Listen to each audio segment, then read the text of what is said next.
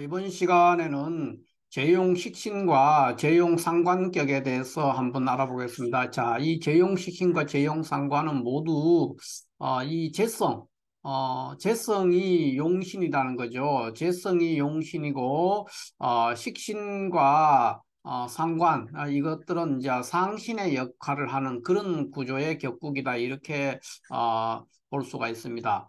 그래서 이게 여기에서는 이제 특징이 재용 식신이든 재용 상관이든지 간에 관계없이 모두 다 일간이 상당히 강해야 된다. 일간에 힘이 있어야 된다. 이것이 하나의 첫 번째 조건이 됩니다. 일간이 힘이 있어야 된다. 재용식신격이든 재용상관격이든 관계없이 일간이 힘이 있어야 된다는 그러한 한 전제 조건이 하나가 붙습니다. 그런데 그 다음에 또 하나의 특징이 있는데 재용식신과 재용상관에 있어서 둘다 비겁이 있으면은 좋다. 사주에 비겁이 있어야 좋다. 이런 조건이 있습니다. 두 가지 조건이 공통된 조건이죠.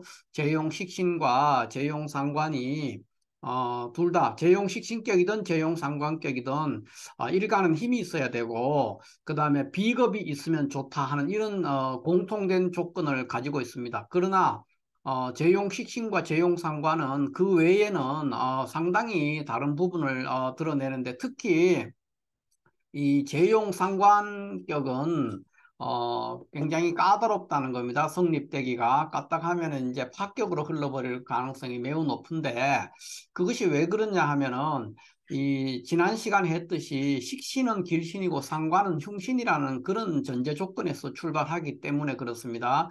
그래서 둘 다 식신이든 상관이든 모두 용신 재성을 생하는 구조 그런 것이라서 우리가 이제 식신과 식상, 그렇죠. 식상과 식신이나 식신이나 상관이 모두 재성을 생하는 어떤 그런 구조가 돼서 우리가 이제 식재가 상생하는 그런 구조가 되죠. 상생하는, 그러니까 식신과 재성이 서로 상생하는 그런 구조가 돼서 외견적으로는 굉장히 비슷하게 보입니다. 그러나 식신은 길신이고 상관은 흉신인 관계로 거기에서 많은 차이가 나온다. 이렇게 말할 수가 있죠. 왜 그러냐 하면은 자, 일간이 만약에 간목이었다. 그랬을 때 식신이라는 거는 여기 있는 병화가 될 것이고 상관은 정화가 될 것입니다. 그러면은 그 식신이라는 것은 일간과 음양이 같기 때문에 그 설기하는 작용이 굉장히 완만하게 일어난다는 겁니다.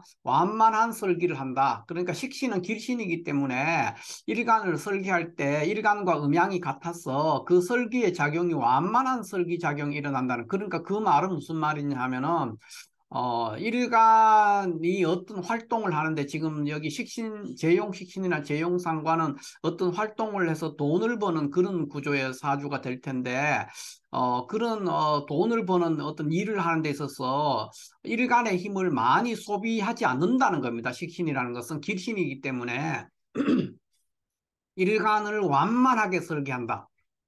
그냥 그런 의미를 가지고 있기 때문에 굉장히 좋은 작용. 그러니까 내가 별로 힘들이지 않고 돈을 벌 수 있다. 뭐 이렇게 볼 수가 있죠. 그런데 상관은 일간이 간목이라면은 이 정화가 상관이니까 일간과 음양이 다르게 되는 겁니다. 이 관계가. 그래서 이렇게 되면은 과설, 그러니까 일간을 과설하는 그런 작용을 한다는 겁니다. 그러니까 똑같은 어떤 돈벌이나 뭐 일을 하거나 공부를 하거나 하는데, 과도한 에너지 소모를 한다. 그러니까 가성비가 나쁘다는 거죠. 재용상관은 재용식신에 비해서 격국이 더 작아질 확률이 있는데 왜 그러냐 하면은 일간의 힘을 과도하게 소비한다는 겁니다. 그래서 과설하는 작용이 있어서 그래서 가성비가 나쁘다. 쉽게 말해서 똑같은 결과를 냈을지라도 가성비가 좋지 않은 그런 결과를 내기 때문에 재용식신보다는 재용상관을 격국상으로는 좀 더 상대적으로 더 재용식신보다 재용상관이 더 좋지 않은 것으로 그렇게 판단할 수 있습니다. 왜 그러냐면은 식신이든 상관이든 모두 재성을 생하는 식신생재하는 구조이기는 맞지만 재용식신이나 재용상관이 그러나 재용상관은 흉신의 생을 받는다는 겁니다. 용신재성이 흉신의 생, 흉신인 상관이라는 흉신의 생을 받는 그런 구조가 되기 때문에 바람직스럽지가 않다는 거죠. 어쩔 수 없이 생은 받지만 바람직스럽지 않다. 그렇기 때문에 이런 데에서는 이제 조건이 재용 식신이든 재용 상관이든 다 비겁이 있으면은 이제 좋은 역할을 합니다. 첫 번째 일간이 강해야 되고 두 번째 비겁이 있으면은 좋다 그랬어요. 비겁이. 근데 특히 재용 상관격에서는 만약에 비겁이 없다 그러면 굉장히 불리하게 돼서 까딱하면은 이제 격국이 아주 낮아지거나 파격으로 흘러버릴 가능성이 매우 높습니다. 그러니까 그 말은 무슨 말이냐 하면은 이 상관이라는 것은 흉신이기 때문에 일간을 과설하는 그런 면도 있고요. 또 동시에 그 편재를 과생하는 그런 작용을 한다는 겁니다. 과도하게 생각한다는 거죠. 편재를. 근데 재용식신에서는 이 식신은 일간을 적설한다 이렇게 보면 돼요. 적절하게 설계한다. 그러니까 알맞게 설계를 하고 그 다음에 정제를 과생하죠. 정제를 과도하게 생한다. 그러니까 우리가 육신으로 보면 정제는 나의 정초요, 나의 고정된 월급이요, 소득이요, 이런 것들이 정제가 됩니다. 그것들에 대해서 과도한 생을 하는 건 매우 바람직하지만은 편제는 뭐 나의 그 첩이라든가 애인이라든가 또는 도박이나 뭐 이런 것으로 부정기적인 재물이거든요. 그런 것들에 대한 과생, 그러니까 과도한 설기를, 과도한 생을 한다는 겁니다. 그런 것 때문에 들쭉날쭉해지기가 굉장히 쉽다는 거죠, 삶이.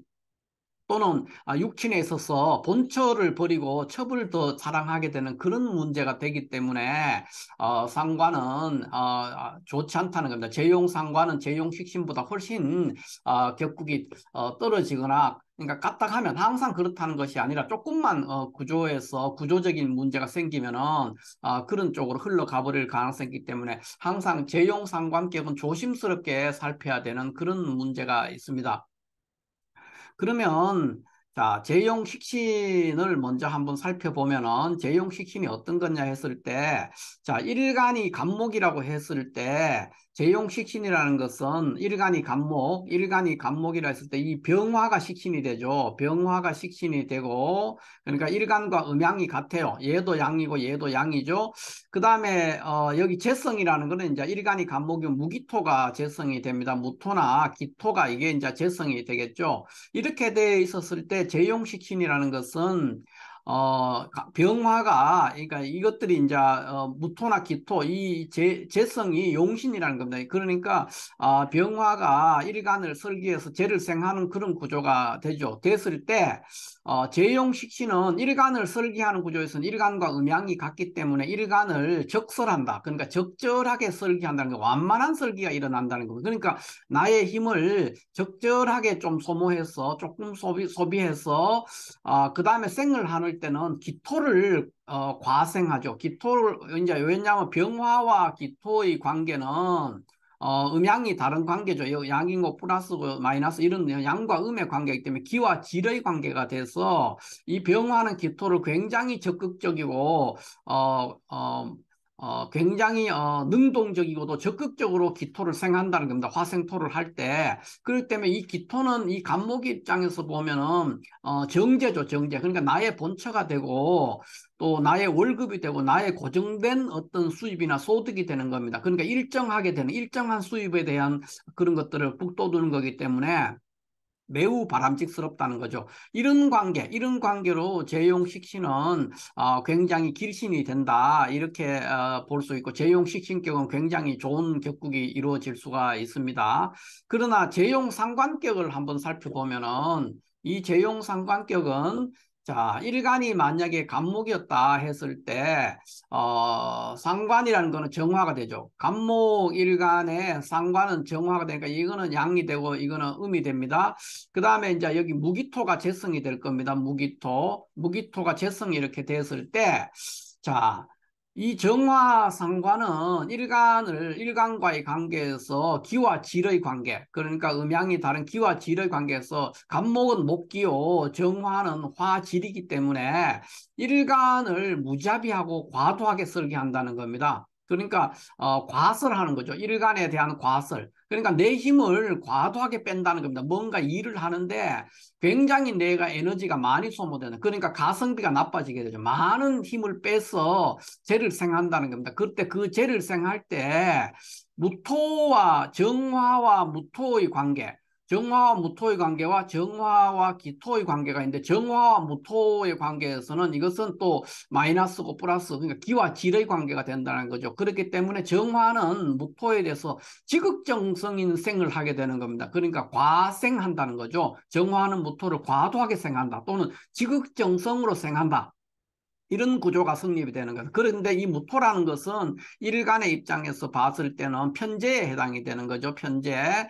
편재가 되니까 이것은 우리가 부정기적인 소득이라든가, 남자를 말할 것 같으면 뭐 첩이나 애인 이런 게 되는 겁니다. 그러니까 정처를 잘 보호하고 잘 생해야 되는데, 첩이나 애인에 대해서 과도한 에너지를 내 힘을 빼가지고 이렇게 생한다는 겁니다. 이렇게 생하게 되면은 이거는 바람직스러운 현상이 아니죠. 또는 도박해서 돈을 벌기 위해서 많은 에너지를 쏟는 그런 것과도 같은 현상이 될 수 있겠습니다. 그래서 이런 것들은 굉장히 들쭉날쭉한 삶의 기복을 초래할 그런 가능성이 있기 때문에, 물론 잘 될 때는 엄청 잘 되지만 망할 때는 뭐 노숙자가 되어버린다든가 이런 일들이 생기기 때문에 재용상관은 항상 조심스럽다는 거죠. 그리고 반대로 정화가 기토를 볼 때는, 이 상관이 기토를 볼 때는 나의 정제를 볼 때는 약간 적절하게 생해준다는 거죠. 뭐 죽지 않을 만큼 뭐 이런 식이죠. 그러니까 적당하게 생을 하기 때문에 이런 것들이 바람직스럽지 않은 겁니다.